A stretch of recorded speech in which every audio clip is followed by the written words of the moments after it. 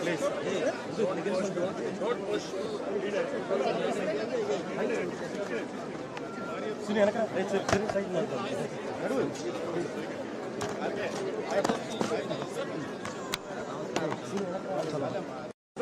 Morning sir.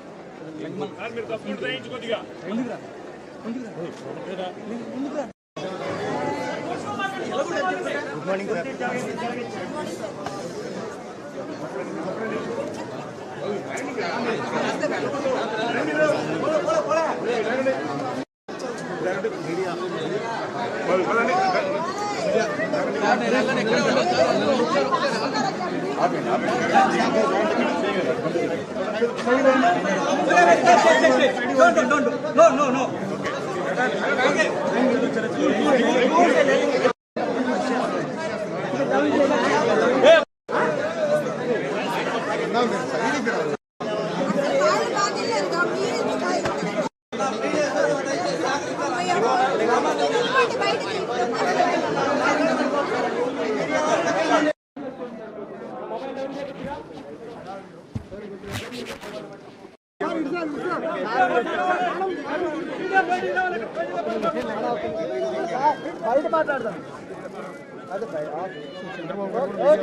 అందరూ voters కూడా 7 గంటలకే పోలింగ్ స్టేషన్కి వచ్చారు. తమ ఓటు ఒక పవిత్రమైన భావంతో ఓటేయాలనే ఉద్దేశంతో వచ్చారు. చాలా ఎన్నికలు చూశాను కానీ ఈరోజు చూసింది మాత్రం చాలా ప్రత్యేకంగా కనపడుస్తుంది. ఓటు అనేది ప్రజాస్వామ్యంలో ఒక వజ్రాయుధం. వాళ్ళ జీవితాల్ని, సమాజ జీవితాన్ని, వాళ్ళ పిల్లల భవిష్యత్తుని తీర్చిదిద్దేది. అది గుర్తించారు. చాలా పెద్ద ఎత్తున వచ్చారు. రాష్ట్రం అంతా కూడా ఒకటే కోరుతున్నా, ఓటు మీ హక్కు, ఓటు మీ జీవితాలను మారుస్తుంది.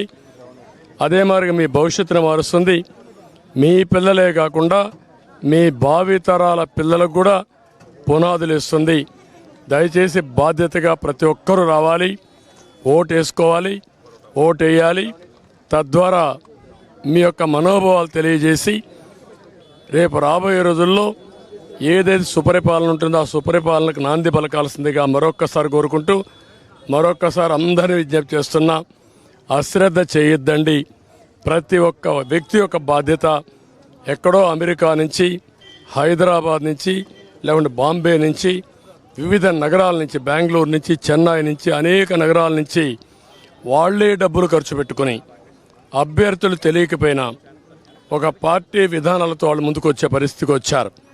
కొంతమంది అయితే పేదవాళ్ళు, కూరగాయలు వ్యాపారం చేసుకునే వాళ్ళు, ఇక్కడ లేకుండా ఎక్కడో ఉంటే సొంత ఖర్చులు పెట్టుకొని, క్యారియర్ పెట్టుకొని నేరుగా వచ్చి వాళ్ళ గ్రామంలో ఓటేసుకునే పరిస్థితికి వచ్చారు. ఇది నా జీవితంలో ఎప్పుడు చూడలా. ఇది నిజమైన ప్రజాస్వామ్యం, ప్రజాస్వామ్య స్ఫూర్తికి ఇది నిదర్శనం. అందరినీ మరొక్కసారి అప్పీల్ చేస్తున్నా, ప్రతి ఒక్కరూ రండి, మీ ఓటు హక్కును ఉపయోగించుకోండి.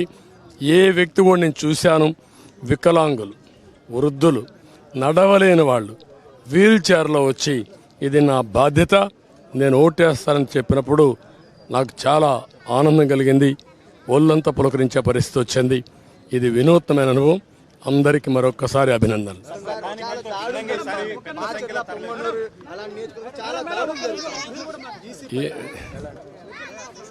ఎలక్షన్ కమిషన్ కూడా ఎప్పటికప్పుడు కంప్లైంట్ చేశాం. ప్రాథమికంగా మాకు పొంగునూరు వచ్చింది, మాచర్లో వచ్చింది, 2 దిక్కల్లో వస్తే అప్పటికే నేను కంప్లైంట్ చేశాం. అధికారులతో మాట్లాడుతున్నాం. అదే మాదిరిగా ఎలక్షన్ కమిషన్ కూడా అప్రోచ్ అయ్యాం. నేను ఒకటే ఎక్స్పెక్ట్ చేస్తున్నా, ఎలక్షన్ కమిషన్ ఆధ్వర్యంలో ఎలక్షన్ జరుగుతున్నాయి.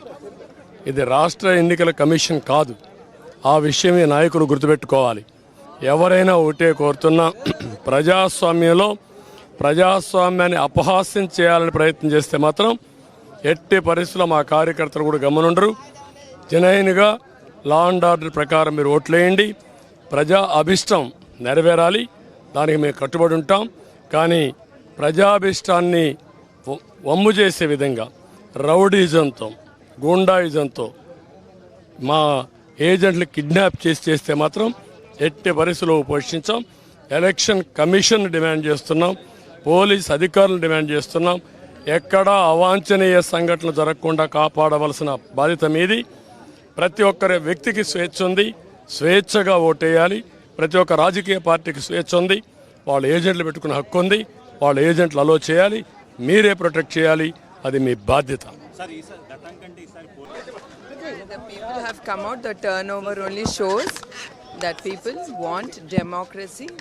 They want their voice to be heard. So the turnover is good, and I'm praying that we should get people's government. That's the only thing I'm praying. Madam, Sir will come back as the Chief Minister, Mr. Chandrababu. Yes, he will. He will come back and he'll work for the people. Madam గతం కంటే ఈసారి బాగా polling శాతం నమోదయ్యే అవకాశం. లోపల చూసామండి, turn over అది చాలా బాగుంది. అది నువ్వు మహిళా శక్తులకి నేను ఒకటే కోరుతున్నాను, ప్రతి ఒక్క స్త్రీ తన కుటుంబం గురించి ఆలోచించి కుటుంబాన్ని ముందుకు తీసుకురావాలి. ఎందుకంటే స్త్రీ అనేసరికి మనం కుటుంబం గురించి ఆలోచిస్తాం, మన బిడ్డల గురించి, వాళ్ళ ఉద్యోగాల గురించి, మన ఇంట్లో ఉండే మన భర్త గురించి ఆలోచిస్తాం. కనుక స్త్రీల్ని ముందుకి వచ్చి వాళ్ళ ఇంట్లో కుటుంబం సుఖ సంతోషాలతో ఉండాలని మనం కోరుకుంటాం. కనుక మహిళా శక్తి కదిలి రావాలని నేను కోరుతున్నానండి.